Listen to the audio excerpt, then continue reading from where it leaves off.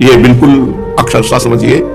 जो भी साधन कर रहे हैं गुप्त रखिए, उसे प्रकाशित मत कीजिए। सोने से लेकर शयन तक की दिनचर्या कभी अपनी किसी के सामने मत रखिए, गुप्त रखिए।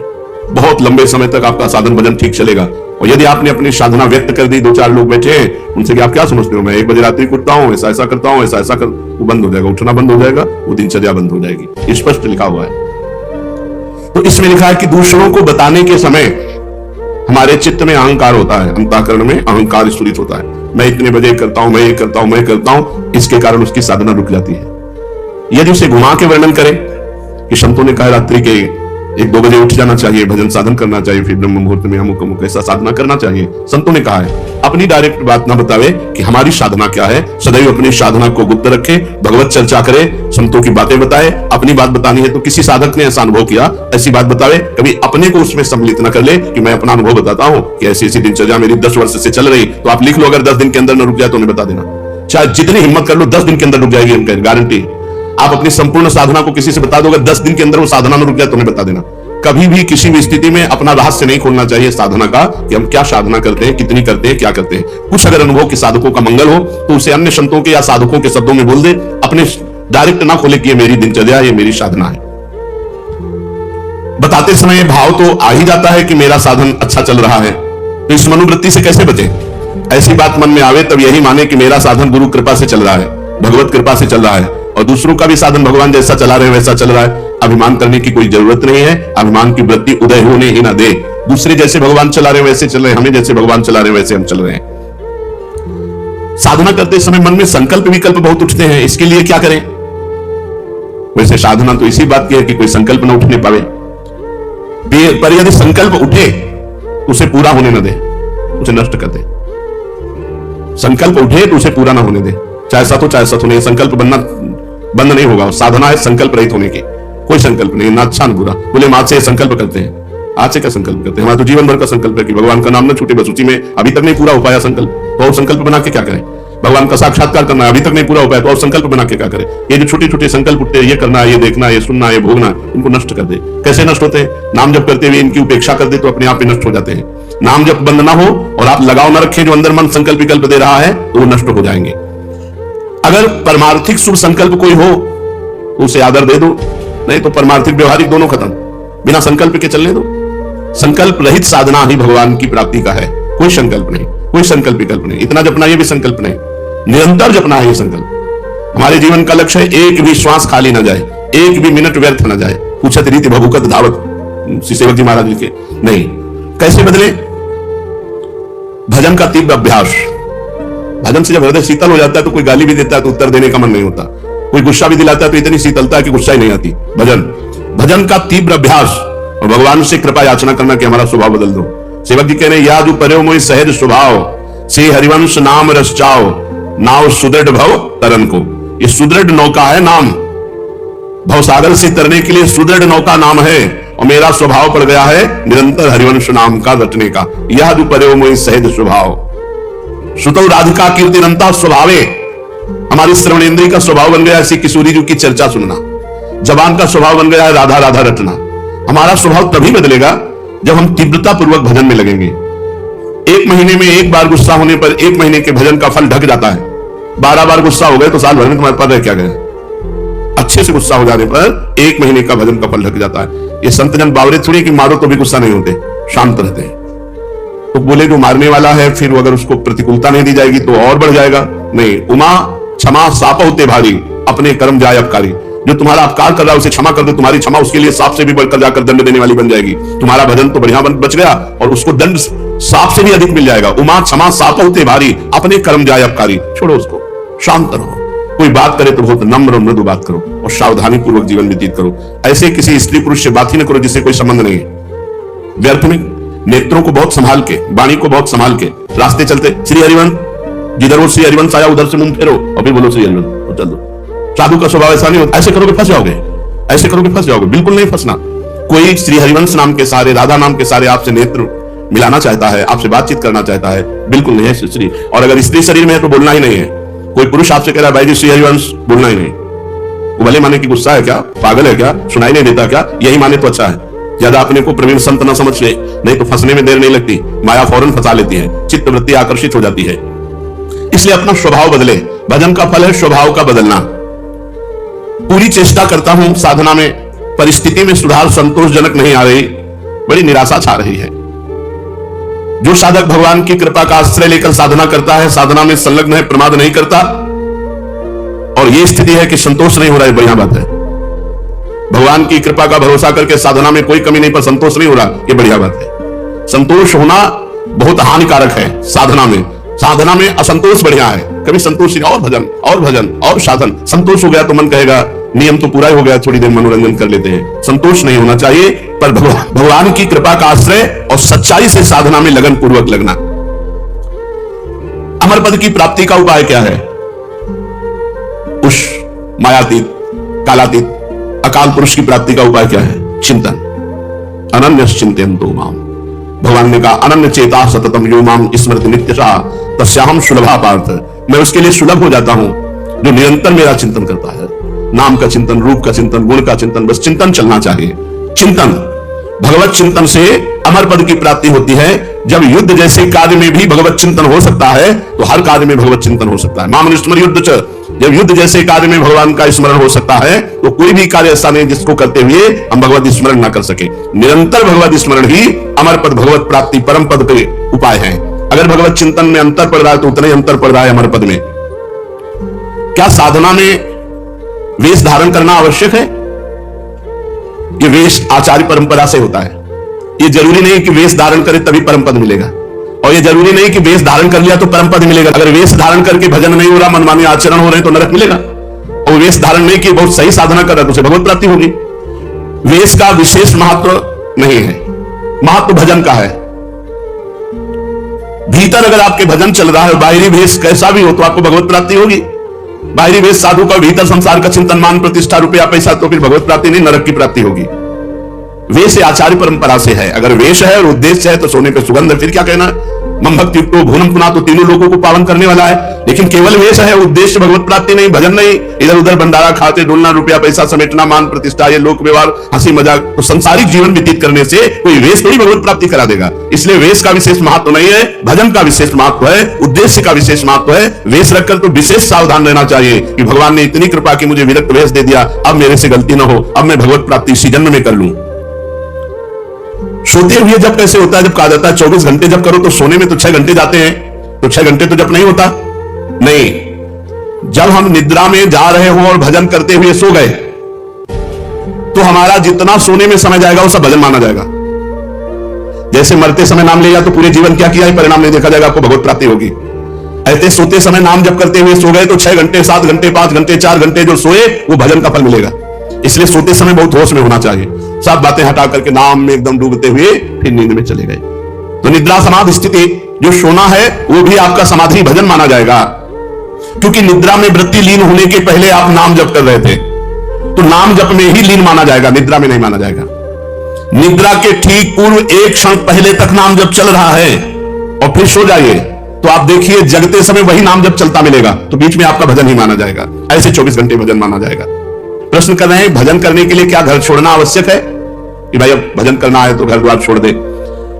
हमें लगता है कि अगर भजन का अभ्यास नहीं तो बाहर ज्यादा माया जाल है, बाहर ज्यादा माया जाल है, घर की अपेक्षा बाहर ज्यादा भ्रष्ट होने के चांस हैं। अब कहीं तो कमरा लोगे, कहीं व्यवस्था तो रुपया कैसे मिले, तो धनी पुरुषों का संग करो, फिर बेविचार और नाना प्रकार की गलतियां और नाना प्रकार के दोष हो जाते हैं।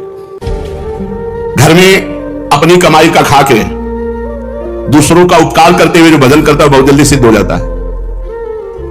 जो विरक्त है, भगवान की विशेष कृपा हो गई है और साधु समुदाय में रहे, आकाश वृत्ति अगर मधुकरी वृत्ति से जीवन यापन करे, खूब भजन करे, सिद्ध हो जाए। जो मेहनत करके कमाया है जिंदगी में, उसी अपनी कमाई के धर्म के टुकड़े खाओ और खूब नाम जप करो।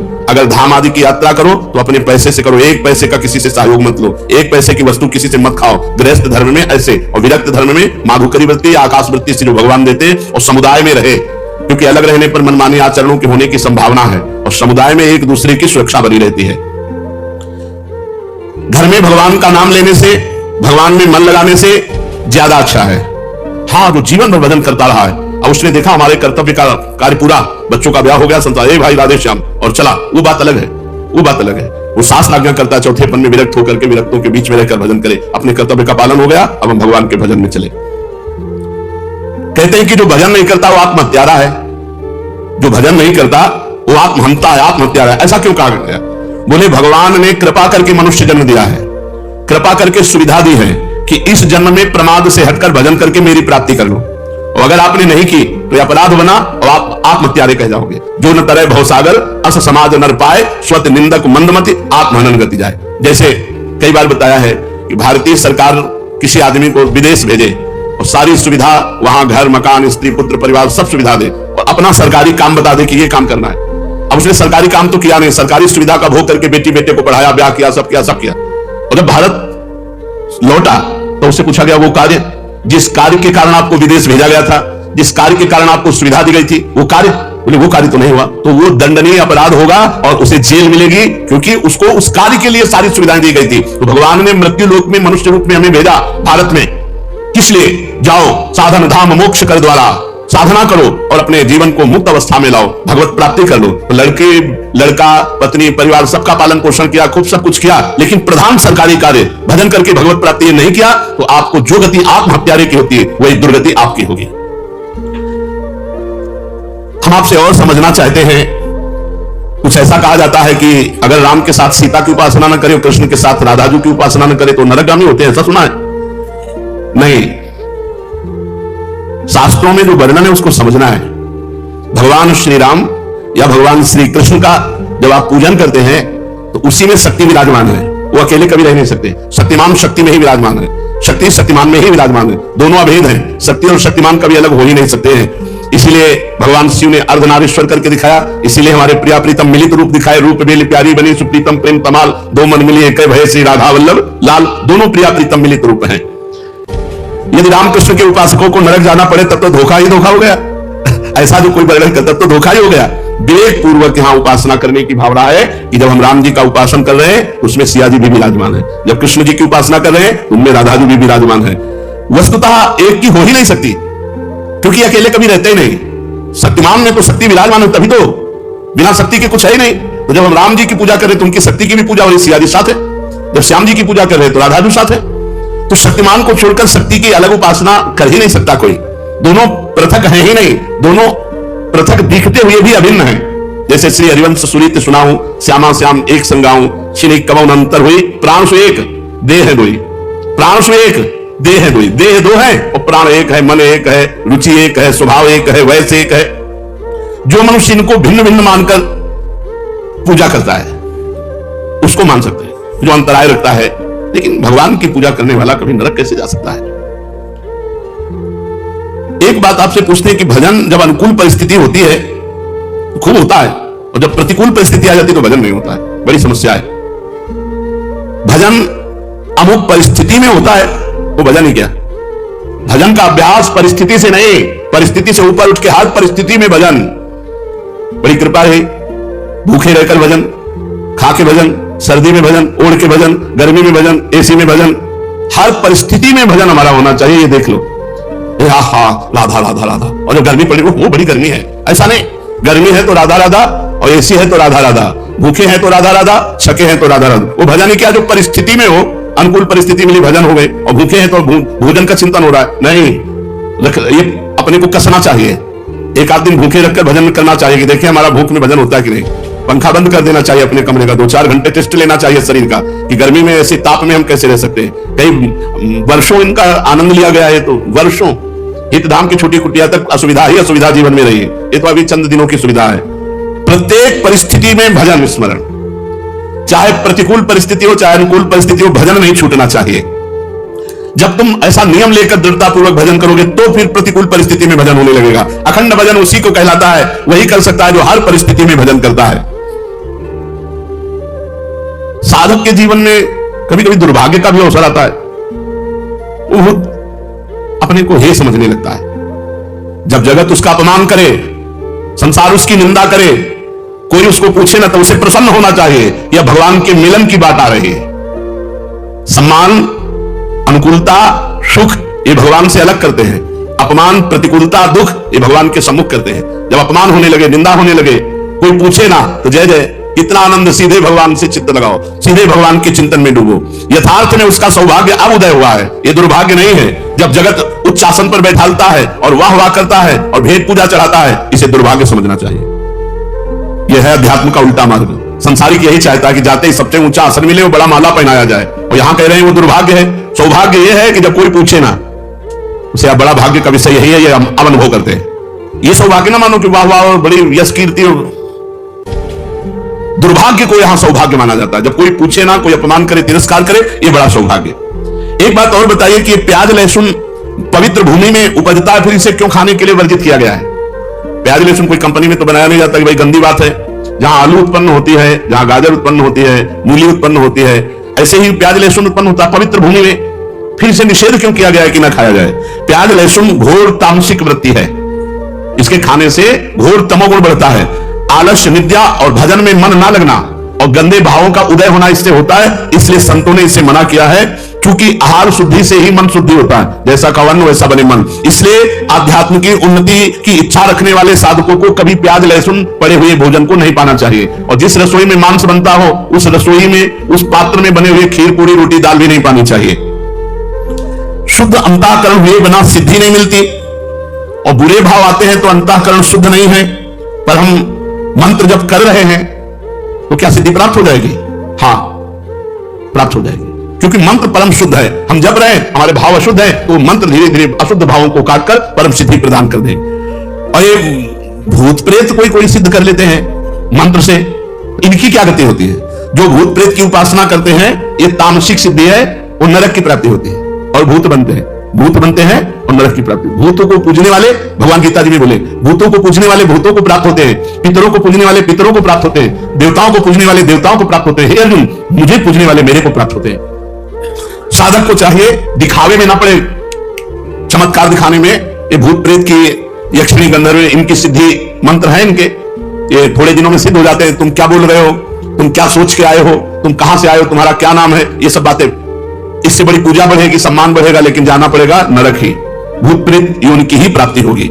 प्रति परिक्रमा श्री सद्गुरुदेव भगवान के चरणों की आश्रित हो रही थी। आगे आगे पूज्य महाराज जी पीछे पीछे। पहले वृंदावन की दंडोती करवाई, फिर गिरिराज जी की, फिर बरसाने की, फिर ब्रज 84 कोश पद यात्रा। गुरु कृपा ही सामर्थ्य प्रदान करती है। 4 बजे तड़के एक इतना बड़ा बालक अन्योर के साथ ऐसे आगे परिक्रमा मार्ग, 50 हाथ आगे महाराज जी होंगे। आदेश था कि दूरी बना के चलो। वो बैठ गए तो 50 हाथ दूर बैठे रहो, जब तक वो दंडोती न शुरू करे तब तक बैठे रहो। वो चिंतन परायण महापुरुष बीच में बोले, ला बाबा पैसा दे। श्री जी की सेवा के लिए कब्र में कुछ गमछा में से बांधे देते। नहीं, पैसे नहीं चल। ए झूठ बोले बाबा, पैसे। बालक है, गांव आसपास तो कोई बालक आग पर 4 बजे प्रश्न उठा, खुला 1 रुपया से। वो मंद मुस्कान, वो चितवन, दंडोती लगाए बिना कारण के अश्रु प्रवाह। जब दंडोती का विश्राम हुआ तो पूज्य महाराज जी से कहा, महाराज जी ने कहा, यहां बालक कहां आ सकता है 4 बजे? ये तो गिरिराज धरन की ही लीला है, गिरिराज धरन। जब यहां वृंदावन आए तो भक्ति दीप महाराज जी यहां रहते थे।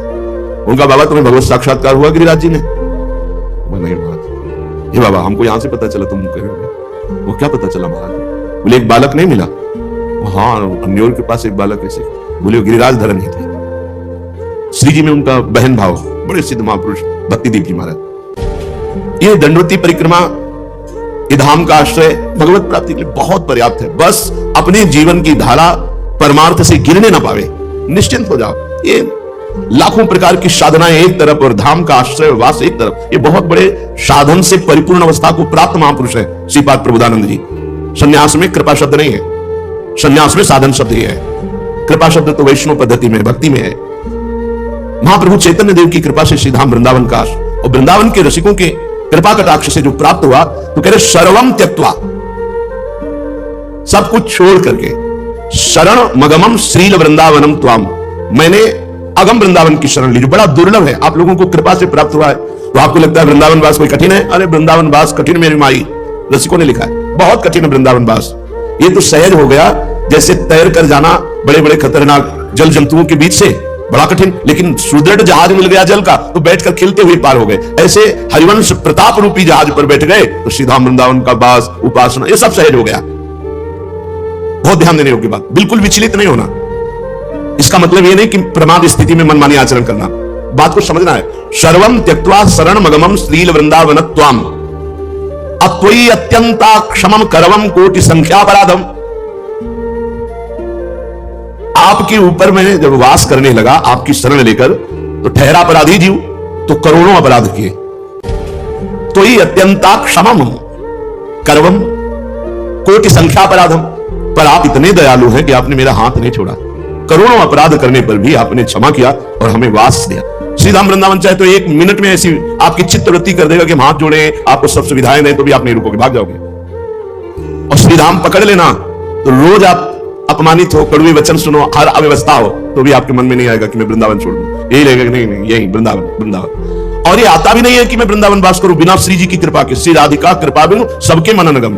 अभी जब आ रहे थे तो एक भगत अपने भाव प्रस्तुत कर रहे थे कि मैं बार बार तो आ नहीं सकता, एक बार दर्शन किया, कोई जीवन तो हमें यहां बिताना नहीं। तो फिर हमें अच्छा नहीं लगा, फिर हम माइक लिया, ये भाई हमें जीवन भले यहां बिताने को ना मिले, लेकिन हम यही बोलेंगे कि मेरा जीवन यहां व्यतीत हो जाए। हम हर बार यहां आवे और हर बार यहां मांगे कि प्रभु भले हमें अखंड वासना दो, लेकिन जब मरे तो आपकी रज में मरे, इतनी कृपा कर दो। तो धाम में जो पदार्थ है धामी देख लेता है, धामी है श्यामा श्याम। अरे आकांक्षा नहीं होती, आकांक्षा नहीं हो सकती बिना किशोरी जी की कृपा के। सर्वम त्यक्त्वा शरण मगमम श्रील वृंदावनत्वाम, हे वृंदावन सब कुछ छोड़कर हमने आपकी शरण ली, और हमारा स्वभाव है गलती कर देना। तो हमसे कोटि संख्या अपराध हम अगर गिने तो करोड़ों अपराध होंगे, पर आपने सब क्षमा किया। कैसे पता चला क्षमा कर दिया? क्योंकि मेरे हृदय में यह नहीं आया कि मैं वृंदावन छोड़ दूं। आपने मेरा कर पकड़ लिया, हाथ पकड़ लिया। तन्मे नालंबन में ही किमप्यस्ति राधा पदाब्ज द्वंद्वा नंदोन्माद। और क्या कृपा कर दी आपने, सहारा दे दिया गोरे चरणारविंद का, और उन चरणारविंद से हमारे हृदय में बड़ा उन्माद प्रकट हुआ, प्रेमोन्माद। मदवनम त्वम ना चेन्नई व नैव, मैं बड़े आम में घूमता हूं हमारे माई श्यामा जी को राज। ये मस्ती। यद्यपि मैं अपराधी हूं, पर वृंदावन की कृपा से गोरे चरणारविंद की ठसक मिल गई, और मैं उसी उन्माद में, मद में, मदवनम श्री वृंदावन में मद में उन्मत्त होकर राधा राधा राधा हमारे माई श्यामा जी को राज, मेरे प्राणनाथ श्री श्यामा। अब मुझे विश्वास है ना चेन्नई व नैव, आप कभी मुझे त्याग नहीं सकते, आप मेरी रक्षा करेंगे, आप मुझे बचाएंगे, आप मुझे प्रियालाल से मिला देंगे, पक्का विश्वास। मदगुण दोष विचारम विनैव वृंदावनम महाशक्ति नित्योत्संखल करुणाद्यखिल गुणम माम ध्रुवम नयेत स्वपदम। श्रीधाम वृंदावन अपने अखंड वास करने वाले के गुण या दोष नहीं देखता, इसीलिए कह रहे हैं मद गुण दोष विचारम विनैव वृंदावनम महाशक्ति। बहुत आनंद के वचन है। मेरे गुण दोष पर वृंदावन ध्यान नहीं देता, अपनी महाशक्ति से मुझ उत्संखल पर करुणा करके अखिल गुण युक्त करके श्री जी की सेवा में पहुंचा दिया। नित्योत्संखल करुणाद्यखिल गुणम माम ध्रुवम नयेत स्वपदम। स्वपदम श्री प्यारी जी की सेवा, हमारा स्वपद है श्री लाडली लाल की युगल सेवा, सहचरी पद, ये स्वपद है। जो श्रीधाम वृंदावन का अखंडवास ले लेता है, ये अखंडवास वाले, तो वृंदावन उसके गुण दोष पर विचार ना करके महाशक्ति अपनी सामर्थ्य से, यद्यपि वो उत्संखल स्वभाव का है, तो भी करुणा करके अखिल गुण संपन्न श्री श्यामा श्याम की सेवा की योग्यता प्रदान कर देता है। धन्यम वृंदावनम। श्री वृंदावन वर्तिनी यत्र क्वचनापि सापराधस्य राधा कृष्ण द्रोहिण उरुतर नरकात् कदापि नोद्धारः। अब यहां थोड़ा सावधान की बात करें। यदि यहां वृंदावन वासी का अपराध कर दिया और श्री प्रिया प्रीतम की निंदा की, उनकी लीला की, उनकी, जैसे बहुत से बहिर्मुख लोग हैं, कई तरह की भावनाएं, तो फिर वृंदावन उद्धार नहीं करेगा, फिर यहां से नरक ट्रांसफर करेगा। ये बड़ी बात कह रहे हैं, यहां थोड़ा समझना पड़ेगा। ये कई बार कहा कि वैष्णव द्रोह ना होने पावे, ये वैष्णव धाम है, और सब जैसे काम की गलती, क्रोध की गलती, लोभ की गलती, मोह की गलती, ये सब संभाल लेंगे वृंदावन। आगे कहा है गुण दोष विचारम भी नहीं वृंदावनम महाशक्ति नित्योत्संखल, पर डरो, श्रीधाम वृंदावन के वासी के अपराध से डरो। अगर उस अपराध बन जाएगा और आप प्रिया प्रीतम श्री श्यामा श्याम का द्रोह करोगे, तो कह रहे हैं कि बहुत काल तक वास करने पर भी उसे नरक जाना पड़ेगा, ऐसा श्रीपाद लिखा। ये बात से थोड़ा डरना है। वैष्णव अपराध से बहुत बार चर्चा हुई है, वैष्णव अपराध धाम बर्दाश्त नहीं करता। इसमें वैसे तो अभी तक ये पाया था कि धाम में ही दंड मिलेगा, लेकिन स्पष्ट इसमें लिखा है उरुतर नरकात् कदापि नोद्धारा। जैसे वैकुंठ धाम से पतन होकर मृत्यु लोक आना, मृत्यु लोक भौम नरक आ गया है, ये भौम नरक है। परम धाम से वैष्णव अपराध के कारण वैष्णव धाम वैकुंठ से 3 जन्म के लिए उनको आना पड़ा। ये चीज थोड़ा डरना चाहिए साधक को। श्री ध्रुवदास जी ने भी सिद्धांत विचार लीला में लिखा है कि वैष्णव अपराध से, भक्तन के अपराध से डरपत रहो। यह अपराध वज्र की लीक है। काहे को किसी की निंदा करो, काहे को किसी से द्रोह करो। हम गंदे पड़े रहेंगे, वृंदावन काम हमारा बना देगा। 2 श्लोकों में आपने ऊपर सुना, लेकिन जो तीसरा श्लोक है, ये इसमें इतनी सावधानी रखनी। ये तभी हो सकता है जब आप अपने को नीच देखेंगे। जो अपने को नीच देखता है उसको दूसरे को बुरा देखने का समय नहीं रखता। बुरा तो तब देखें जब हम अच्छे हों। हम अपने अंतःकरण को जब देखते हैं तो पता चलता है जैसे घोड़े की लगाम को खींच करके पकड़े हुए कोई बैठे हो, ऐसे बैठे हैं। अगर वो लगाम छोड़ दे तो अभी सब गड़बड़ हो जाए। इसका मतलब है कि हम बलहीन हैं, हम अधम हैं। अगर हम चल पा रहे हैं तो अपनी स्वामिनी जी की कृपा से, अपने गुरुदेव की कृपा से, तो हम दूसरे पर दोष दर्शन का अधिकार कैसे रख सकते हैं? गुणाभिमान ही परदोष दर्शन करता है, इससे बचो। जो भी चाहे गृहस्थ हो, विरक्त हो, धामवास करते हो या धाम का आश्रय लिए हो, इससे बचो। किसी वैष्णव का अपराध, कई संत भगवान पधारे जिन्होंने बताया कि बड़ी अच्छी स्थिति, वो बताए तो अच्छी स्थिति होती, पर बोले पता नहीं कैसे संत अपराध बन गया, सब नष्ट हो गया। ऐसा है जहां वो अपने में गुणाभिमान जागृत होता है, दूसरे संतों में हे बुद्धि होती है, वो चाट जाती है। भगवान से मनाए कि कभी हमसे वैष्णव अपराध न बने। प्रभु से प्रार्थना करें कि आपके जनों का कभी अपराध न बनने पावे। इसलिए बड़े बड़े वैष्णव जन बहुत डरते हैं। श्री वृंदावन वर्तिनी यत्र कुचनापि सापराधस्य राधा कृष्ण द्रोहिण तो उर्तर नरकात कदापि नोद्धारा। जो राधा कृष्ण के प्रति दोष दर्शन, द्रोह, निंदा आदि करे और वृंदावन वासी की निंदा करे तो बोले उसका फिर नरक से उद्धार नहीं हो सकता। जैसे भगवान शिव ने भी कहा, जो प्रिया प्रीतम में भेद करके राधा कृष्ण में भेद करता है और निंदा आदि, दोष दर्शन आदि, तो फिर उसकी निश्चित दुर्गति होती है। तो प्रभु में एक दोष दर्शन करने का तो कोई कहीं भी कोई कारण ही नहीं दिखाई देता। आपको जहां ऐसा लगे तो बड़े महापुरुषों से मिल करके अपने मन को निर्मल कर लीजिए। मानो लगता है कि माखन चोरी लीला प्रभु ने क्यों की, चीरहरण लीला क्यों की, रास क्यों किया, तो ऐसे रसिकों के पास बैठो जो आपको सुलझा सके। 2 मिनट में आपका संशय खत्म हो जाएगा। और किसी वैष्णव के प्रति तो इसलिए दोष दर्शन नहीं करना चाहिए कि हमें खुद प्रभु चला रहे हैं तो उसको भी प्रभु चलाएंगे। अगर उसमें कोई कमी है तो श्यामा जी, लाल जी कृपा करके उसे हम क्यों निंदा करें। हा वृंदावन राधा तत्प्रिय सर्वस्व उच्च कई रघवान त्वय्यहमति भय कंपित आशम त्वं मेत्र संभवत् शरणम। हा वृंदावन, हा राधा किशोरी, हा राधा प्राणनाथ, प्रिय श्याम सुंदर, मुझे डर लग रहा है ये भय कभी न बनने पाए। कभी आपके प्रिय भक्त का अपराध और आपके प्रति कभी दोष दर्शन, द्रोह बुद्धि ना होने पावे। मैं एकांतिक भाव से आपके शरण में हूं, मैं भय से कंपित हो रहा हूं, मेरी रक्षा कीजिए, मेरे द्वारा कभी यह अपराध ना बने। हा वृंदावन, हा राधा, राधा तत्प्रिय सर्वस्व श्याम सुंदर, उच्चैक रघवान। यद्यपि मैं महान पापी हूं पर भय कंपिता, मैं इस उन पाप से भयभीत नहीं हूं, मैं भयभीत हूं ऊपर वाले श्लोक से। कहीं आपके भक्त का अपराध न बन जाए, कहीं आपके प्रति दोष दर्शन न हो जाए। आसम त्वं मेत्र संभवत् शरणम, मैं आपकी ही शरण में एकांतिक भाव से आशा करता हूं कि आप मुझे ऐसी सामर्थ्य देंगे कि हम किसी की निंदा न करें। अवसर ही नहीं भाई, निंदा का अवसर ही नहीं है। अगर आप अपना समय खाली रखते हैं तो ये दोष बनेगा, नहीं है ही नहीं, अवसर ही नहीं। सत्संग सुना, अपनी दिनचर्या, अपने कार्य से मतलब तेरे भावे जो करे भलो बुरो संसार, नारायण तू बैठ के अपनो भवन बुहार, हमें दुनिया से मतलब क्या है। अगर कोई हमारे पास आकर किसी संत की निंदा या कुछ ऐसा कर, तत्काल रोक देना चाहिए। ए भाई, तुम अपना चश्मा बदलो, काहे को दूसरे का दोष दर्शन करते हो। कान में अंगुली डालो, राधा राधा, वहां से निकल पड़ो। राधा कृष्ण विलासई रति मधुरिम सिंधु बंधो उल्लासई। कितनी मेहनत से भजन कमाया जाता है। भजन करना कितना कठिन है। ये दुष्ट मन और इंद्रियां एक क्षण में सब ठगों के हाथ दे देते हैं। बहुत विचित्र इनकी चाल है। मन और इंद्रियां ठगों से मिलकर हमें लुटवाते रहते, नहीं तो भगवदानंद यहां तो वास मात्र से अनुभव हो जाए। वृंदावन वास करना अपने आप में बहुत बड़ा भजन है।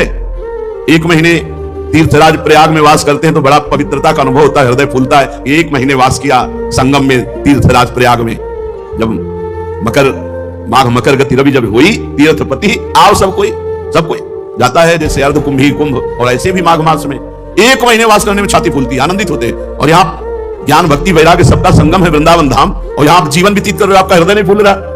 आप विचार करो, जब 1 महीने के बाद वहां से चले ना, बहुत आनंद अपने लोगों ने वास किया है।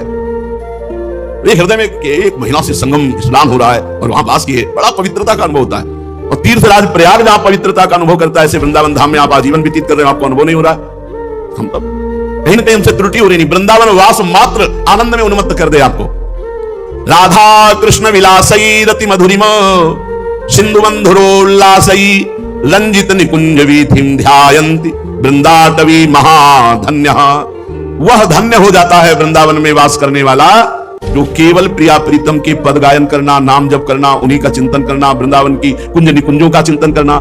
रंजित निकुंज भी थी जहां उनके चरणारविंद पड़ रहे, कैसे प्रिया प्रीतम विहरण कर रहे, कैसे प्रिया प्रीतम मुस्कुरा रहे, उनके पदों का गायन करना, नाम जप करना। तो बोले वो महाभाग्यवान पुरुष धन्य है वृंदावन वास कर। किसी से मतलब ना काहू सो बोली वो, ना कोई व्यवहार, अपनी कुंवरी किशोरी को जियत निहार निहार। मतलब नहीं किसी से, वृंदावन ऐसे रहे मनो चिन्हारो ना, किसी से कोई मतलब नहीं। राधे श्याम बस जो जो कर रहा है प्रिया जो जाने, लाल जो जाने, हमें तो जैसे चला रहे हम वैसे चल रहे। नेत्र नीचे किए हुए अपनी कुटिया से जहां आए, सत्संग सुना, बाणी पाठ किया, नेत्र नीचे किए अपनी कुटिया में चले गए, किसी की कोई बात नहीं। व्यवहार तो बहुत खतरनाक है, अगर यहां दोस्त बनाया तो गड़बड़ हो जाएगा।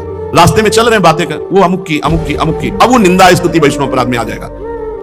कुछ नहीं, पर निंदा की किए ते आवत नहीं कछु हाथ, मूरख पर्वत पाप को ले चल अपने साथ। किसी की चर्चा मत करो। श्री गोस्वामी तुलसीदास जी कह रहे हैं कि जो भगवान से विमुख है, जो निरंतर नाम जप नहीं कर रहे, ये नरक रूप प्राणी है, इनसे ज्यादा बात ना करें। ये अपराध बिल्कुल संभव है, बहुत जल्दी अपराध बन जाए।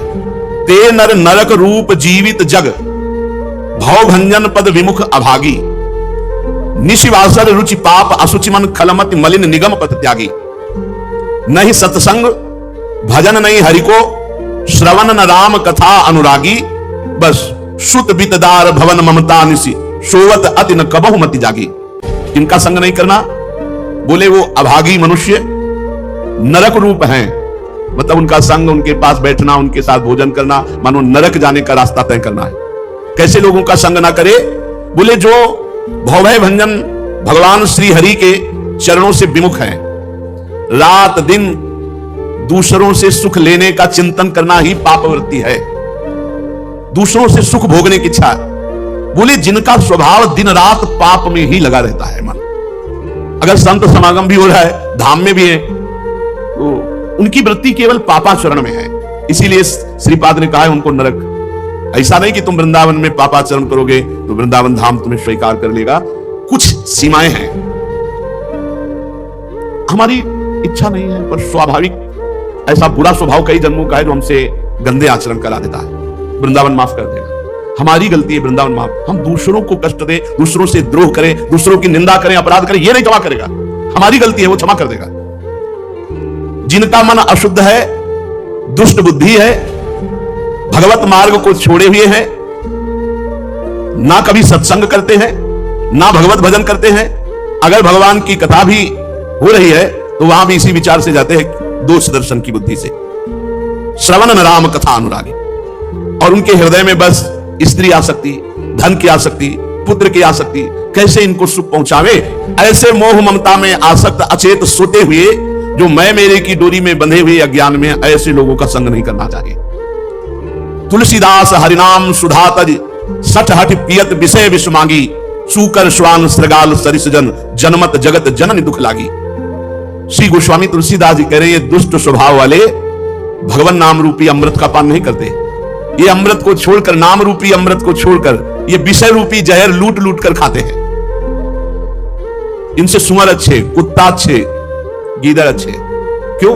ये अपनी निकृष्ट योनियों को भोग कर मानव देह की तरफ बढ़ रहे हैं, और ये मानव देह धारण करके अपनी मां को व्यर्थ में दुख दिया, 9 महीने गर्भ में रहे, जन्मे, और ऐसे पापाचरण किए कि पितरों को भी नरक ले गए। ऐसे दुष्ट संग का त्याग कर दे।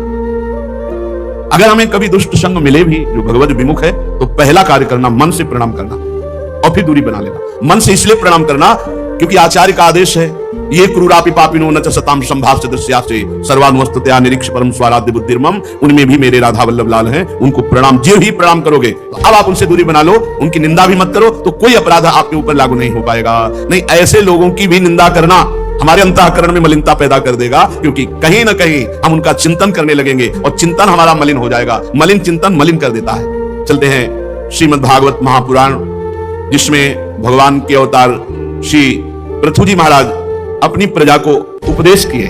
कल आपने श्रवण किया, अपनी प्रजा को महाराज पृथु जी ने कहा कि सबसे पहली बात, किसी पर दोष दर्शन नहीं करना। वही देखो, हर जगह परमार्थ की जहां सावधानी की वार्ता है, वहां कोई ऋषि बोले या कोई भक्त बोले या भगवान बोले, शास्त्र बोले, एक ही बात है, ध्यान दीजिए, कल की चर्चा में था कि महाराज पृथु ने अपनी प्रजा को कहा, मैं हाथ जोड़कर निवेदन करता हूं, यदि आप बात मानेंगे तो आप हमारे ऊपर बड़ी कृपा करेंगे, बड़ा अनुग्रह करेंगे। पहली बात यह कि आप किसी पर दोष दर्शन ना करें। दूसरी बात, हृदय में निरंतर भगवान का नाम जप करें। तीसरी बात, जो भी कर्तव्य कर्म करते हैं भगवान को समर्पित कर दीजिए, इससे सर्वलोक महेश्वर भगवान प्रसन्न हो जाएंगे, भगवत प्राप्ति आपको हो जाएगी।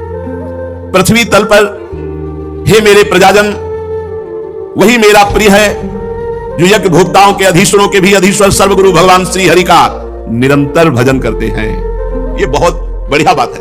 भगवान का निरंतर भजन करते हैं, वे मुझ पर बड़ी कृपा करते हैं। महाराज पृथु ने कहा, वे मुझ पर बड़ी कृपा करते हैं। अहो ममामि वितरन्त्य अनुग्रहम हरिम गुरुम यज्ञ भुजामधीश्वरम स्वधर्म योगेन यजन्ति मामका निरंतरम छोड़ितले दृढ़व्रता। वो मेरे ऊपर बड़ी कृपा करते हैं जो मेरी प्रजाजन है, जो यज्ञ भोक्ताओं के अधीश्वर भगवान श्री हरि का निरंतर भजन करते हैं। दो अगर बिगड़ गए तो साधना को चौपट कर देंगे, इसीलिए थोड़ा जबान संभाल के खाओ और दिमाग होश रखकर संग करो। ये कोई सौभाग्य का विषय नहीं कि स्त्री मिल जाए या पुरुष मिल जाए या खान पान मारा घूम रहा है संसार इसी में। तुम सौभाग्यशाली हो जिसके त्यागी हो, इसका त्याग कर रहे हो, ये तुम्हारा सौभाग्य। ये सौभाग्य नहीं कि कोई स्त्री मिल जाए या किसी स्त्री को पुरुष मिल जाए भोगने के लिए, नर की गतियों में भी मिलता है। ये तो हर जीव भोग रहा है। धन्य है वो काछ वाछ मल निश्चल राखे, धन धन जननी तेरी रे। धन्य है वो, उसकी मां धन्य है जिसका काछ जनेन्द्री पवित्र, वाकेंद्री पवित्र और मन पवित्र। जो लंगोटी का पक्का, जबान का पक्का, मन का पक्का। अगर जीवन भगवान को दिया है तो पक्का कर लो कि चाहे विश्व की सुंदरी आ जाए, चाहे विश्व के देवराज ही क्यों ना आ जाए, दोनों पक्षों में बिल्कुल निश्चित। और जिस दिन तुम्हारा मन खराब हो उस दिन उपवास कर लेना। ये हम दवा बता रहे हैं। जय दिन खराब रहते दिन भोजन मत पाना, पानी केवल पीना, अपने आप ठीक हो जाओगे। कोई अन्न दूषित गया है या कोई संग दूषित हो गया, विचार की अंदर की वृत्ति भी दूषित हो जाती है। अगर बुद्धि कामुक हो रही है, मन परेशान कर रहा है, भोजन छोड़ दो। एक दिन, एक पहर, दो पहर, तीन पहर, चार पहर, जब तक बुद्धि भजन में न लगे तब तक भोजन न करो, अपने आप ठीक हो जाएगा। और ब्रह्मचारी हो इसलिए ऐसा हो नहीं सकता कि भोजन नहीं किया तो आप शक्तिहीन हो गए। ऐसा नहीं होगा, आपके अंदर तेज रहेगा, आपके अंदर उछाली रहेगी, पूरी दिनचर्या होगी। और ये कोई जान न पावे, ये छपवाओ मत कि भैया ये 2 दिन से भोजन नहीं पा रहे हैं। नहीं, हमारा पेट दर्द कर रहा है या हमारे को अनुकूल नहीं पड़ रहा है, स्वास्थ्य ठीक नहीं है, अब सेवा पूरी करो, भोजन बिल्कुल मत करो, अपने आप ठीक हो जाएगा। ये साधन में बहुत जरूरी पॉइंट है, नहीं तो आपको अनुभव नहीं होगा। जिनको लगता हो कि गंदे आचरण करते हुए हम भगवत प्राप्ति कर लेंगे तो हमें लगता है कि बहुत बड़ी भूल कर रहे हैं। वो अचानक भगवान कृपा कर दे तो घोर पापी को भी परम पद दे दे। लेकिन सिद्धांत ऐसा है, संयत इंद्रियां, अपनी इंद्रियों को बस में रखो, उसके लिए कुछ भी छोड़ना पड़े, कुछ भी छोड़ना पड़े। साधक और विषयी में क्या अंतर है? विषयी भोग प्रधान होता है, साधक भगवत प्रधान होता है। उसे भोग मिले, वो भोगों में राजी हो गया, वो भगवान में राजी होगा, भोगों में नहीं राजी होगा। साधक वही है जो भोगों में राजी ना हो। साधक प्रत्येक भोग भगवान के भजन के लिए करता है। भोजन, पानी, खान पान, व्यवहार, उस विषय को स्वीकार करता है जिससे उसका भजन बढ़े। भजन नष्ट हो जाए ऐसा पहनावा नहीं, ऐसा भोजन नहीं, ऐसा व्यवहार नहीं, ऐसी क्रिया नहीं, ऐसा संग नहीं। विषयी पुरुष जिससे भोग बढ़े वो वही आचरण करता है। शरीर को सजाना, अच्छे अच्छे रजोगुणी भोजन पाना, एक दूसरे की तरफ देखना, जिससे भोग प्रवृत्ति बढ़े विषयी पुरुष वही आचरण करता है। और जिससे भजन प्रवृत्ति बढ़े वही साधक है जो भजन प्रवृत्ति बढ़ाने वाला आचरण करे। प्रत्येक कर्म भगवान के लिए करे, प्रत्येक कर्म का फल भगवान के सिवा जिसके जीवन में नहीं वो साधक। और जो प्रत्येक कर्म भोग के लिए करे, प्रत्येक कर्म का फल भोग, वो विषयी पुरुष है। साधक अपने को कैसे जाने कि मैं सही चल रहा हूं?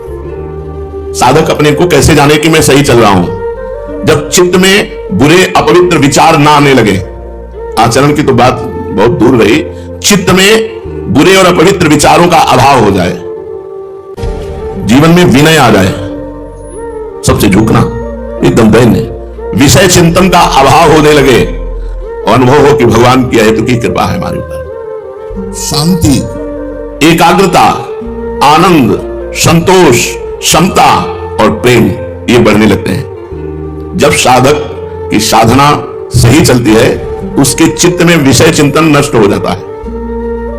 विषय चिंतन ही नहीं होता तो क्रिया की बात क्या? तब उसके हृदय में क्रमशः शांति, एकाग्रता, आनंद, संतोष, क्षमता, प्रेम ये जागृत हो जाते हैं। यही साधना की सफलता है।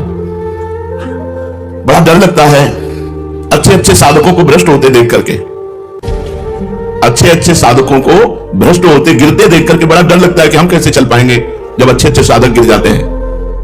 नहीं, डरने की बात नहीं है। जिनको अपनी साधना का अभिमान होता है वही भ्रष्ट होते हैं। जिनको अपनी साधना का अभिमान होता है वही भ्रष्ट होते हैं। साधक परम प्रवीणता पूर्वक जरा भी दोष अपने अंदर जिसको देखे उसको नष्ट कर डाले, दोष पनपने न दे। अपने को वो साधक कभी सुरक्षित न समझे जिसके अंदर ये सब भोग वासना के दोष हैं और वो आनंद से है। जैसे कांटा चुभा हो तो हर समय परेशानी रहेगी कि निकलना चाहिए, ऐसे हर समय जो हमारे अंदर भोग वासनाएं हैं इनको निकाल फेंकने के अंदर प्रयत्न रहना चाहिए। क्या उपाय करूं? भगवान से रोए, प्रार्थना करे, खूब नाम जप करे, तत्परता पूर्वक साधन करे, उपवास करे, जैसे बने भोग वासना को जड़ से उखाड़ फेंके, नहीं तो भ्रष्ट कर देगी, गिरा देगी। अच्छे साधक कहे जाते हैं पर होते नहीं है वो, तभी वो भ्रष्ट होते हैं।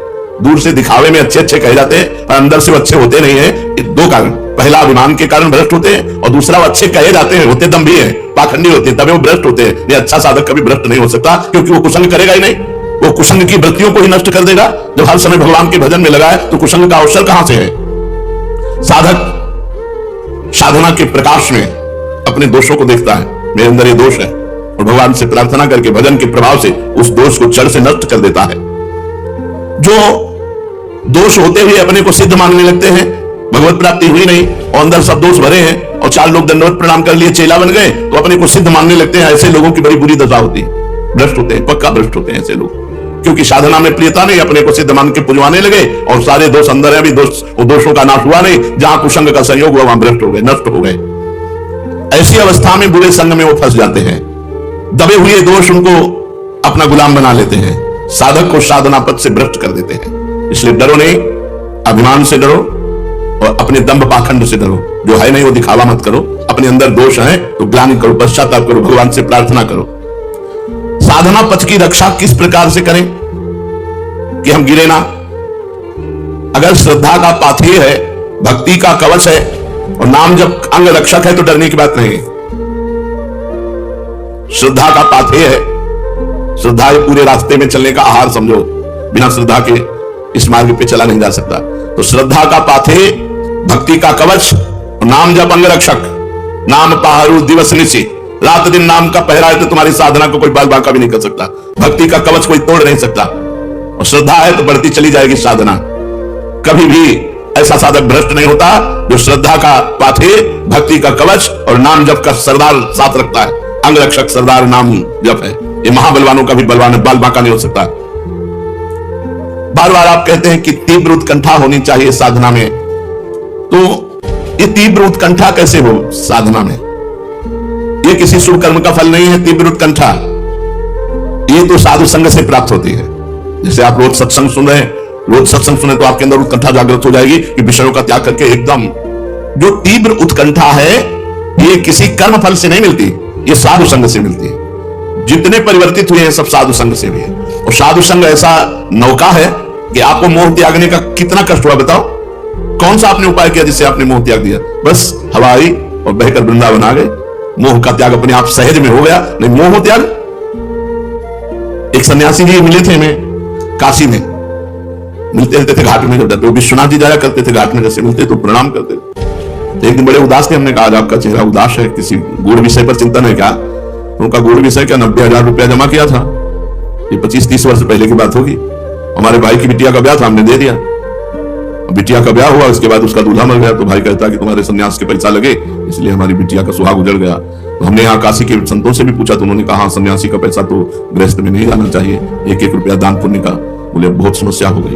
अब आप समझो वो थे 70 वर्ष के, 70 वर्ष के होने पर भी अपने परिवार की ममता नहीं छोड़ पाए थे, अपने भाई भतीजा और भतीजी। बिल्कुल जिस मार्ग में चल रहे हो इस मार्ग में सब जगह से समिट करे एकमात्र प्रभु, एकमात्र प्रिया प्रीतम। तो ये साधु संग से स्वभाव, सर्वसंग पहो हिमाम, सत्संग सर्वसंगो पहो हिमाम। समस्त संगों का अपने आप त्याग करवा देगा यदि सत्संग हो रहा है। रोज सत्संग सुनने को मिले तो निश्चित सारे दोषों पर विजय प्राप्त हो जाएगी।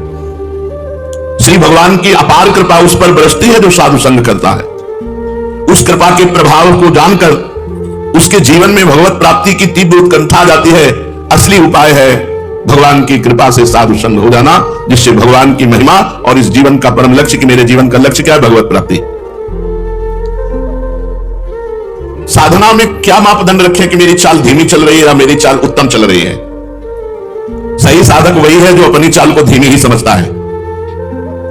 मेरी चाल उत्तम है, यह उत्तम साधक का लक्षण नहीं है। मैं बहुत अधम हूं, जैसा भजन होना चाहिए, जैसी साधना होनी चाहिए वैसी मेरे से नहीं हो रही, ये अंदर बना रहना चाहिए। साधक को कभी अपनी साधना में संतोष नहीं होना चाहिए। अच्छा चल रहा है, नहीं अभी अच्छा कहां चल रहा है, अभी राधा बोलते आंख में आंसू कहां आया, अभी श्री जी कहां दिखाई दे रहे हैं, अभी अच्छा कहां चल रहा है। साधना में जितना संतोष होगा उतना ही वो आगे बढ़ेगा। जब अपनी चाल धीमी मानेंगे तो आपकी उत्तम साधना होगी, यही मापदंड है।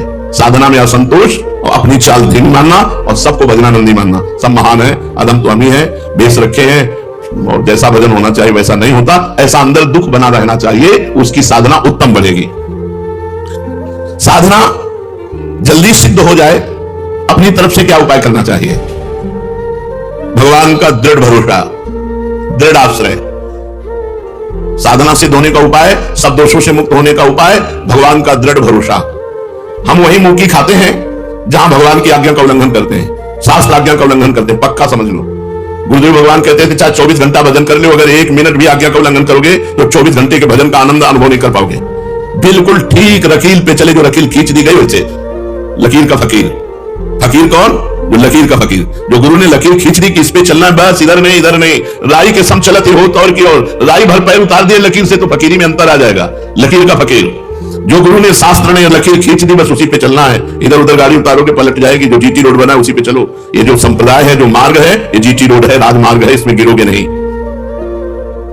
अपनी जान में प्रयास में कमी न रखे, साधना का अभिमान न रखे और भगवान का भरोसा रखे तो जल्दी साधन सिद्ध हो जाता है। साधन में साधक को मेल जोल बढ़ाना ठीक है कि नहीं? ये हमारे दोस्त हैं, हमारे परमार्थिक अगर हैं, भजनानंदी हैं तो कोई दोष नहीं है, और अगर थोड़ी भी संसारिकता उसमें है तो तुम्हें गिरा देगी। इसलिए दोस्त नहीं बनाना चाहिए। जीवन में दोस्त नहीं बनाया आज तक, अभी कोई दोस्त नहीं, आगे भगवान जाने। आज तक कोई दोस्त नहीं तो दुश्मन का सवाल ही नहीं होता। जब दोस्त हो तो दुश्मन हो, न दोस्त है न दुश्मन है। भगवान ने बड़ी कृपा की, आज तक एक दोस्त नहीं, एक भी नहीं है।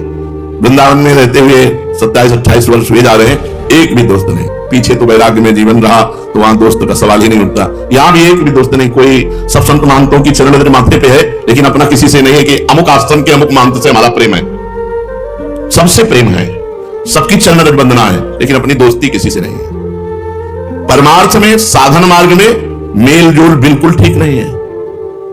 मेल जोल में धोखा हो जाएगा। जमुना बाई ये जुगल घाट पे रहती थी। अजीज बेग अकबर का भांजा, वो यहां गश्त पे आया हुआ था, अपने सैनिकों के साथ देखा ब्रह्मचारिणी फटे पुराने कपड़े शरीर पे लपेटे यमुना स्नान करके तेज झलक रहा था। तो सैनिकों से कहा ऐसी सुंदरी तो हमारी सेवा में आनी चाहिए। तो बोले सरकार ये विरक्त है, साधु है, ये ऐसे। अब उसका मन ललचा गया देख करके गीले वस्त्र में ऐसे। 2 वैश्याएं भेजी, वो साधु के वेश में आई और भगवान की चर्चा करती। 8-10 दिन लगातार आई तो वो साधु भाव से सम्मान करके बैठा लेते। अब जब 10 दिन लगातार आई तो मेलजोल हो गया, हंसना, बातचीत करना, बैठना। वो 2 दिन से नहीं आई, फिर तीसरे से अगले दिन आई तो पूछना बनता है ना कि आप 2 दिन नहीं आई। उनका हमारे यहां बहुत बड़े साधु आए हैं, उनकी सेवा में आप दर्शन करेंगे? उनका हरिवंश महाप्रभु की कृपा से ऐसी तो कोई इच्छा है नहीं। साधु दर्शन के लिए आप मना करते हैं? चलिए ना, बहुत अच्छे साधु है, आपको आनंद मिलेगा। उनका चलो महाप्रभु का आदेश है, श्याम श्यामापद कमल संग सिरनायो, किसी भी संप्रदाय का साधु हो अगर सिद्ध है तो उसके दर्शन मात्र से मंगल तो होता ही है। चलो मेल जोल पहुंचा दिया हवेली में। जो देखा हवेली, तो उनका हवेली कहां संत आए, तो उनको लगा संत को क्या हवेली और क्या फुटपाथ, कोई धनी मानी बुला के ले आया होगा। तो जब हवेली में अंदर गए तो बाहर से वैश्याओं ने दरवाजा बंद कर देखा उस अकबर के भांजे को, वो काम की दृष्टि से व्याकुल। अब समझ गए कि मुझे फंसा दिया गया, नजदीक मत आना। लेकिन वो क्या डरे, शासन सत्ता उसके हाथ में थी। जिसके मामा बादशाह हो, बोले तुम्हारे क्या बाबा बादशाह है क्या? तो उसके मामा बादशाह थे, बादशाह का भांजा। जो ही आगे बढ़ा तो उस आंख मूंद लिया, कहा श्री हरिवंश श्री हरिवंश श्री हरिवंश। बबर से बीच में प्रकट हो गया, दहाड़ मारी, उनका पैजामा गीला हो गया, बेहोश हो गए। और अंतर ध्यान, ये देखो भागवतिक शक्ति, उनको आना नहीं पड़ा, दरवाजा नहीं खुलवाना पड़ा, अंतर ध्यान होकर अपनी कुटिया में हरिवंश महाप्रभु ने तुरंत उनको कुटिया में, और जो आंख खुले तो उसे वही शेर दिखाई दे, वही तब उसके हृदय में आया कि मैं उनके चलकर चरण वंदना करूं। वो आकर चरण मेल जोल ने जुगल घाट से हवेली पहुंचा दिया था। हो सकता है जिसे तुम संत समझ रहे हो, जिसे तुम अपने साध्वी मित्र समझ रहे हो, वो तुम्हें गलत जगह फंसा दे। इसलिए बिल्कुल किसी से मेल जोल नहीं। अपनी नियमावली, अपनी दिनचर्या, अपने मतलब, ना अपने घर किसी को आने देना, ना किसी के घर जाना, कभी नहीं। ये जिंदगी में मत रखना। जब ऐसी तेजस्वी यमुनाबाई को फंसाकर मेल जोल में हवेली में पहुंचा दिया तो अपने से कितनी बड़ी भी चूक हो सकती है। तो मेल जोल साधना में बिल्कुल ठीक नहीं है। असंगो हम पुरुषा, मैं असंग हूं, किसी से कोई मतलब नहीं। प्रश्नकर्ता बहुत सुंदर प्रश्न कर रहे। ये हम लोगों की जो चाल है, इससे तो लगता है कि पूरी जिंदगी निकल जाएगी, भगवान मिलेंगे नहीं। उत्तर दे रहे नहीं, ऐसा नहीं मानना चाहिए, ऐसा नहीं मानना चाहिए। हमारी चाल तो धीमी है, लेकिन हमारे स्वामी की चाल बड़ी तेज है, भगवान की चाल बड़ी तेज है। भगवान गरुड़ से भी तेज चलते हैं। जो सबसे तेज चलने वालों में है वायु, वायु से तेज चलने वालों में है मन, मन से भी तेज चलने वाले हैं गरुड़ जी, और गरुड़ जी से भी तेज चलने वाले श्री भगवान है। हमें अपनी चाल पे भरोसा नहीं, भगवान पे भरोसा रखना है। ऐसा नहीं मानना कि हमारी चाल से पूरी जिंदगी व्यतीत हो जाएगी, भगवान तो मिलेंगे नहीं। हमारी चाल तो धीमी है, लेकिन मेरे मालिक की चाल बहुत जोर की है। जिस दिन कृपा करेगा एक क्षण में हमसे मिल जाएगा। तो अपने आराध्य देव में तन्मय होना, अव्यागत भजना, अखंड भजन, तन्मयाहा, उन्हीं में डूबे हुए हैं। अन्य कोई आस भरोस विश्वास संबंध किसी से भी नहीं। प्राणी, वस्तु, पदार्थ, परिस्थिति, घटना, लोक परलोक, किसी से भी नहीं। केवल अपने आराध्य देव से, उसे अनन्य भक्ति कहते हैं। जब अनन्य भक्ति का रंग चढ़ता है तो दृष्टुम, वो मुझे देखता है, तत्व, उसको तत्व का ज्ञान हो जाता है। ज्ञातुम, वो पूर्ण रूप से मेरा परिचय जान जाता है। और प्रवेशुम, मेरे में प्रवेश पा जाता है। उसकी दशा क्या होती है? जो अनन्य भक्ति से युक्त महापुरुष है, उसकी दशा क्या होती है? नारायण स्वामी जी तत्वज्ञानी महापुरुष हैं, सन्यासी हैं, और श्री कृष्ण के अनन्य प्रेमी हैं।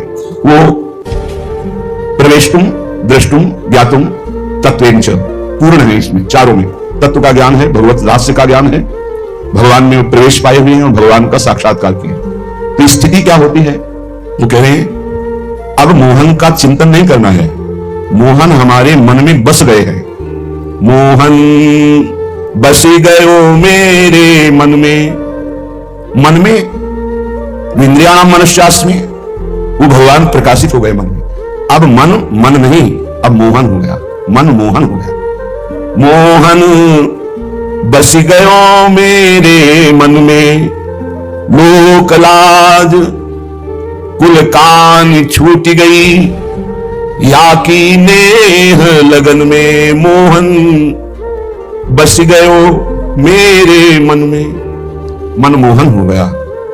ऐसा प्रभाव पड़ा, अब ना लोक की कहानी, न वेद की कहानी, न कुल की कहानी, इन सबसे ऊपर उठ गया, छूट गई।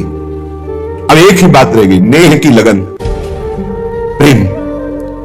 मिला हुआ भी मिलने की प्रबल चाह, देखता हुआ भी देखने की प्रबल प्यास, नेह लगन में। स्थिति क्या है? जित देखूं तित ही वह दिखे, घर बाहर आंगन में। धन्य है जीवन जिसके लिए तरसा जाता है पूरा जीवन। क्या स्थिति आई अनन्य भक्ति के द्वारा?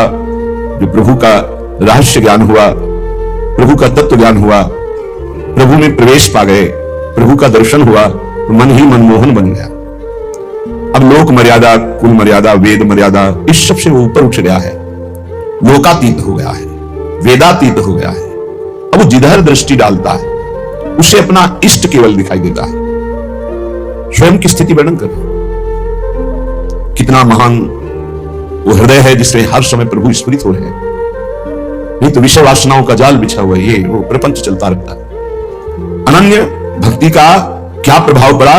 जित देखूं तित ही वह दिखे, घर बाहर आंगन में, अंग अंग प्रति रोम रोम में, छाए रहो तन मन में मोहन। रोम रोम अंग अंग प्रति छाए रहो तन मन में मोहन, बस गयो मेरे मन में। अपने अंगों में भी श्याम सुंदर दिखाई दे रहे हैं, रोम रोम श्याम सुंदर में हो गया। घर बाहर आंगन में देखे तो श्याम सुंदर तो दिखाई दे रहे, पर अंग अंग श्याम सुंदर, रोम रोम श्याम सुंदर, पूरा तन श्याम सुंदर और मन श्याम सुंदर। नारायण स्वामी तन में भी वही, मन में भी वही, अंग अंग में वही, रोम रोम में वही। क्या सुंदर झांकी हर समय हो रही। कुंडल झलक कपोलन सोहे, दिखाई दे रहा है नील कमल की श्री कांति, अद्भुत चिकने तेजों में कपोल और उनके ऊपर कुंडल की तेजों में झलक पड़ रही। कुंडल झलक कपोलन सोहे, बाजू बंद भुजन में, अजान बाहु विशाल बलशाली, अभय भुजदंड मूल पीनम शशानकूल, अजान बाहु जिनकी भुजाओं में बाजू बंद बंधे हुए हैं। प्रभु कंकन कलित ललित बनमाला, नूपुर धुनि चरणन में, मोहन बस गयो मेरे मन में।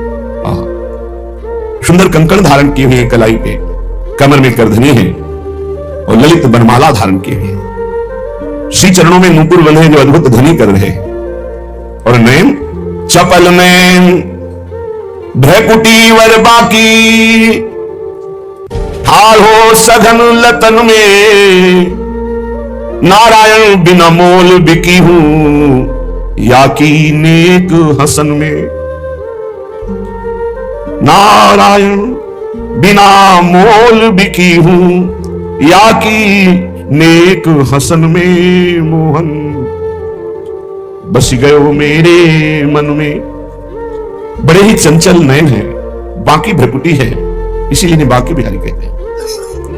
ये सघन लताओं में खड़े हैं। नारायण स्वामी कहते बिना मोल के मैं बिक गई, इस प्रेम समुद्र ने डुबो दिया, बिना मोल के बिक गई हूं, यह एक मुस्कान में अपने जीवन को समर्पित कर दिया। ऐसे अनन्य प्रेमी जनों के हृदय में धर्म, अर्थ, काम, मोक्ष इनकी किसी की भी चाह नहीं होती। ये साधारण लोग क्या, साधारण भक्तों को समझ में नहीं आ सकता कि भगवान की आराधना करें और उनसे कुछ चाहे ना, कुछ सुख ना चाहे। ये क्या है, कैसा है इनका हृदय? भगवान की भक्ति करें, भगवान की आराधना करें, उनसे हम कोई लाभ ना चाहें। ऐसे तो लाखों करोड़ों भक्तों में कोई एक भक्त होता है, कोई एक जो कहो हरिवंश रस बिरलो समझन हार, एक दो पाइए खोजी सब संसार। कोई एक दो लाखों लोग भजन कर रहे हैं, लाखों, लेकिन प्रभु से सुख पाने के लिए, प्रभु से कल्याण कराने के लिए, प्रभु से अपना मंगल चाहने के लिए। धन्यवाद, वो भी उदार माने हैं, भगवान ने उनको भी उदार कहा है, आर्त को भी, अर्थार्थी को भी, जिज्ञासु को भी। भगवान से संकट निवृत्ति चाहना, भगवान से अर्थ भोग सामग्री चाहना, भगवान से ज्ञान चाहना, भगवान में स्थित हो जाना, मोक्ष प्राप्त कर, चारों महान है। लेकिन यहां वृंदावन नित्य विहार रस में चारों की चर्चा नहीं। ये समझ में इसलिए नहीं आएगा कि अभी हम देह भाव से युक्त हैं तो लगता है भगवान की आराधना सुख प्राप्ति के लिए की जाती है। यदि मेरी मन चाहिए सुख सामग्री न मिली तो आराधना का फल क्या है? यहां अपार सुख का समुद्र लहरा रहा है। मांगोगे तो क्षुद्र कण मांगोगे, जैसे प्यासा आदमी प्यास बुझाने के लिए ओस को चाटने लगे तो जीवन हो जाएगा, प्यास नहीं बुझेगी। ऐसे ये ओस कण जैसे भोग है यहां से लेकर ब्रह्मलोक तक। अगर हम आराधना करके मांगना भी चाहते तो हमारी केवल मांग ओस कणों की है जिनसे कभी प्यास नहीं बुझेगी। प्रेम समुद्र में हमारी प्यास बुझेगी।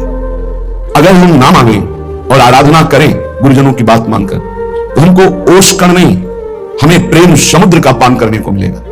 प्रेम समुद्र, अपार सुख, अपार आनंद, जहां किंचन मात्र भी दुख का लेश नहीं। स्वयं भगवान गीता जी में कहते हैं जैसे विशाल सरोवर के प्राप्त हो जाने पर छोटे मोटे गड्ढों की याद नहीं आती, जरूरत नहीं होती, ऐसे एक बार भगवदानंद स्फुरित हो तो ब्रह्मलोक तक के भोगों की विश्वत त्याग वृत्ति हो जाती है।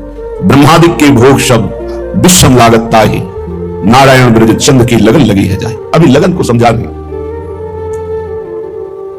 इस मार्ग में सर्वाश्चर्य की बात यह है कि यहां सर्वविध श्रृंगार है और उत्तम भोग है, पर यहां के प्रेमी सब त्यागियों के सिरमौर हैं। बड़ा सूक्ष्म विषय। अपने युगल सरकार की सुखेच्छा यहां के उपासक का जीवन है। यहां महामहिम श्रृंगार है, महामहिम अत्यधिक भोग है, पर त्यागियों की वो शिरोमणि है प्रेमीजन। ये बड़ा सूक्ष्म विषय। त्यागी का त्याग तो दिखाई देता है, वो कपड़ा नहीं पहनता, दिगंबर रहता है, भभूत लगाता है, ऐसा वो वृक्ष के नीचे ऐसा, लेकिन ये श्रृंगार चरम सीमा का भोग और युगल सुख इच्छा के अतिरिक्त इनके अंदर कोई वासना, कोई इच्छा, ना मोक्ष की, न कोई और अन्य की। इस त्याग को कैसे कोई जान सकता है? इन प्रेमियों के जीवन की प्रत्येक श्वास, मन की प्रत्येक सूक्ष्म से सूक्ष्म वृत्ति और शरीर की प्रत्येक क्रिया एकमात्र सहज में युगल सरकार के लिए होती, प्रिया प्रीतम के लिए। इस महान परम त्याग और समस्त उत्तम महाभोगों का सानिध्य ये समझ में नहीं आता, ये बड़े बड़ों की समझ में नहीं आता। ये बड़े बड़े विद्वानों की, त्यागियों की बुद्धि में भ्रम हो जाता है। ये बैरागी कैसे है, त्यागी कैसे है? सबसे दुरूह पहली यह है कि उनका जीवन, प्रेमी जनों का, जो वृंदावन नित्य विहार रस की, इनकी प्रत्येक श्वास, प्रत्येक मन की सूक्ष्म से सूक्ष्म वृत्ति और शरीर की प्रत्येक क्रिया केवल युगल सरकार के लिए है। तथापि परम त्याग और महामहिम भोगों के बीच में रहना यह बड़ी पहेली है। इसे बड़े बड़े त्यागी और ज्ञानी जन नहीं सुलझा सकते कि इनका ऐसा कैसा त्याग भोगों के बीच में रहते हुए, जहां नित्य ब्रह्मानंद स्वरूप में परिविष्टित परमहंस,